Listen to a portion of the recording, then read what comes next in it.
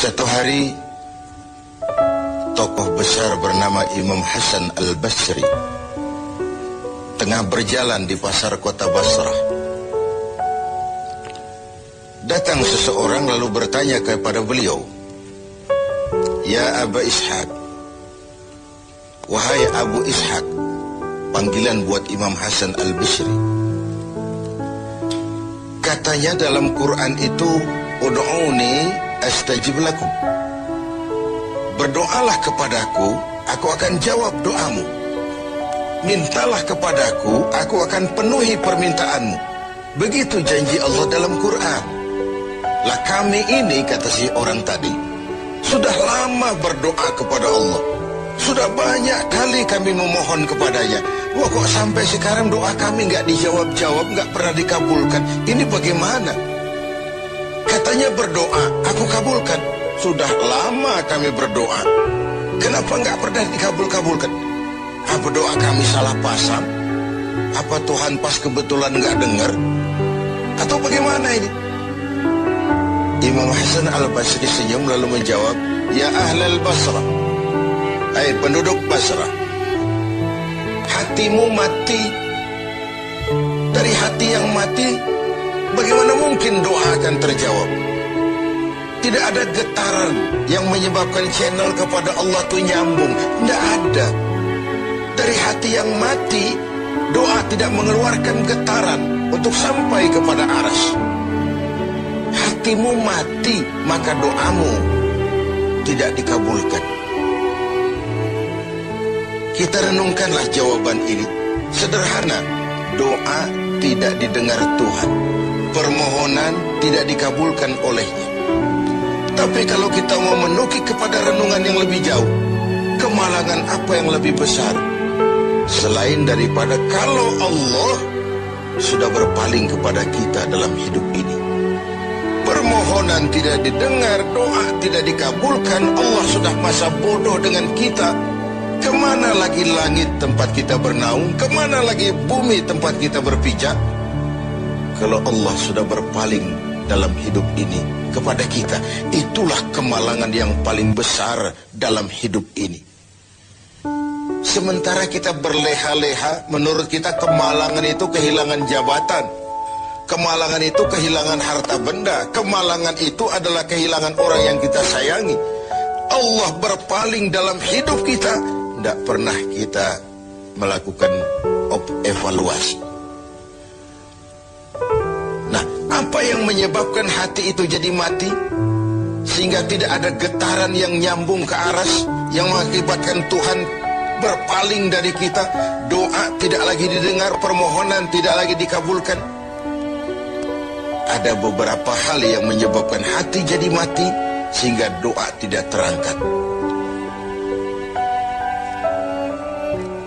Imam Hasan Al-Basri menjelaskan beberapa faktor yang menyebabkan hati menjadi mati. Tidak ada lagi getaran yang mengantarkan doa ke aras, sehingga Tuhan pun berpaling. Yang pertama, kata beliau, "Araftumullaha wa lam tu'tuhu haqqah." Kamu kenal Allah, tapi haknya untuk disembah, kewajibanmu untuk menyembah, tidak pernah kamu laksanakan. Bagaimana hati tidak jadi mati? Kenal. Siapa pencipta alam semesta? Allah. Siapa pencipta lautan, gunung, sungai? Allah. Siapa pencipta langit dan bumi? Allah. Siapa pengatur segala-galanya? Allah. Salat apa tidak? Tergantung kebutuhan. Kamu kenal Allah, tapi haknya untuk disembah, kewajibanmu untuk menyembah, tidak pernah kamu laksanakan. Bukankah simpel bahwa Fatihah saja mengajarkan iyyaka na'budu wa iyyaka nasta'in? Hanya kepadamu kami menyembah dan hanya kepadamu kami mohon pertolongan. Tertibul kalimat, na'budu dulu, baru nasta'in. Kalau na'budu terlaksana, nasta'innya pasti top chair. Hanya kepadamu kami menyembah, hanya kepadamu kami mohon pertolongan. Kalau ibadah beres, pertolongan pasti datang. Doa didengar, permohonan dikabulkan, munajat pun diterima. Kenapa? Nak budunya beres, maka nasta'innya nikmat. Tidak diajarkan kita iyyaka nasta'in wa iyyaka na'budu, tapi na'budu dulu, baru kemudian nasta'in. Kalau hati tidak mau mati, janganlah pengenalan kita kepada Allah tidak diiringi dengan pendekatan kita kepadanya. Bagaimana cara mendekat kepada Allah? Logika saja. Mau dekat dengan presiden, ikuti peraturan yang dibuat oleh protokolernya presiden. Mau dekat dengan gubernur, ikuti peraturan yang disusun oleh protokolnya gubernur. Tidak bisa mau dekat dengan gubernur bikin peraturan sendiri. Mau dekat dengan Allah bikin metode sendiri. Dengan jalan ngelamun, duduk madep ngidul, bengong 4-5 jam, lalu mau dekat dengan Allah. Mau dekat dengan Allah, ikuti cara yang sudah diatur oleh Allah melalui utusan-utusannya, bukan dengan cara membuat sesuatu sendiri. Ini yang pertama. Lalu yang kedua, yang menyebabkan hati jadi mati, qara'tumul Qur'an walam ta'malu bih. Kamu baca Al-Quran, kamu dengungkan Al-Quran, kamu sanjung Al-Quran, walam ta'malu bih, tapi isinya, ajarannya tidak pernah kamu laksanakan. Isinya, ajarannya sering malah diinjak-injak. Bukankah kita hidup di satu zaman di mana tuntunan sudah menjadi tontonan, dan tontonan sering dianggap sebagai tuntunan? Bukankah kita hidup di satu masa di mana orang yang jujur dikhianati dan pengkhianat malah diberikan amanah? Bukankah zaman ini sudah terjadi pergeseran nilai yang sedemikian rupa? Kita baca Al-Quran, kita musabakohkan pula bacaannya, tapi isinya, ajarannya tidak pernah kita laksanakan. Bahkan nyaris sering kita injak-injak. Hati jadi mati. Sama dengan kalau kita dikirimi surat oleh seseorang yang sangat kita kagumi. Kita baca surat itu siang malam. Kita ceritakan kepada orang, saya dikirimi surat oleh orang yang sangat saya kagumi.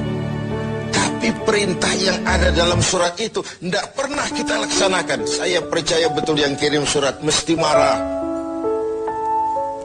Kau baca itu penting supaya kau ngerti apa isinya, tapi setelah kau ngerti mau ia laksanakan.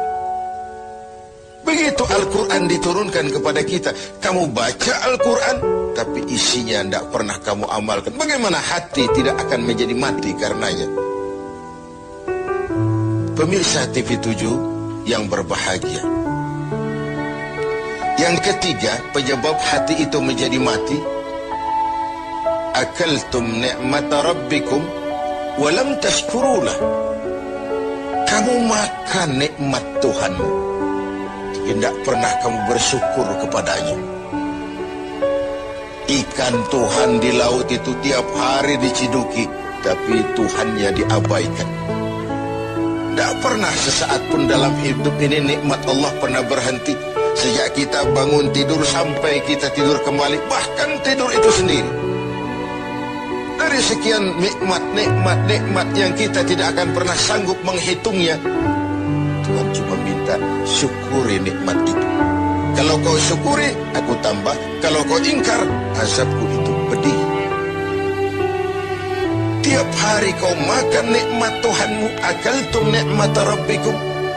Kau makan nikmat dari Tuhanmu, walam tashkurulah, tapi kepadanya kamu tidak pernah bersyukur.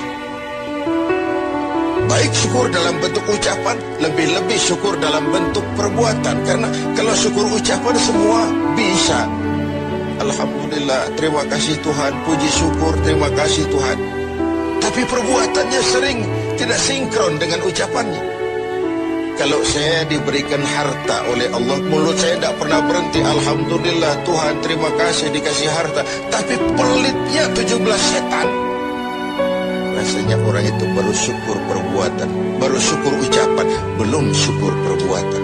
Karena syukur perbuatan artinya mempergunakan suatu nikmat sesuai dengan kehendak yang memberikan nikmat itu. memberikan harta kepada saya. Apa yang Allah kehendaki dengan menggunakan harta itu? Bagaimana kehendak Allah tentang penggunaan harta itu? Allah memberikan jabatan kepada saya. Apa yang Allah kehendaki dengan memberikan jabatan ini kepada saya? Mempergunakan suatu nikmat sesuai dengan kehendak yang memberinya. Itulah syukur yang sebenarnya. Ini yang keempat. Yang kelima, penyebab hati itu jadi mati. Qultum annal mauta haqqun wa lam tasta'iddu lah. Kamu yakin, kamu percaya, kamu tahu betul hidup akan berakhir dengan kematian. Namun kau tidak pernah mempersiapkan diri untuk itu. Baik menghadapi kematian maupun menghadapi yang lebih penting sesudah kematian. Karena mati pada dasarnya sebuah peralihan dari sebuah tahap kehidupan kepada tahap kehidupan yang berikutnya. Bukan akhir. Bahkan saya lebih cenderung mengatakan mati adalah istilah yang digunakan bagi orang yang sedang hidup. Sipulan mati itu kan kata yang hidup. Yang mengalami sedang pindah ke alam lain. Jadi tidak ada alasan hidup sulit bener, mending mati habis urusan. Tidak selesai sampai di situ. Tidak selesai urusannya. Hidup terus berlanjut di alam barzakh, terus berlanjut di alam mahsyar. Ini satu perjalanan panjang. Seperti kita akan berangkat keluar kota yang jauh, tentu kita harus menyiapkan bekal. Semakin jauh perjalanan, semakin banyak bekal yang kita bawa. Kalau Anda akan berangkat jauh, tidak bawa bekal berangkat juga, itu kan nekat sama namanya. Sampai ke tujuan belum tentu, sengsara di jalan sudah pasti.